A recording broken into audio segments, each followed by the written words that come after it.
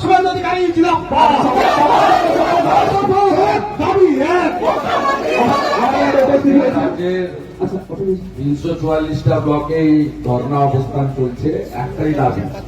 কাল বিধানসভাতে বসিয়ে রেখে আপনি ব্যর্থ হয়েছেন, এই অবস্থানের সফলতা কামনা করি।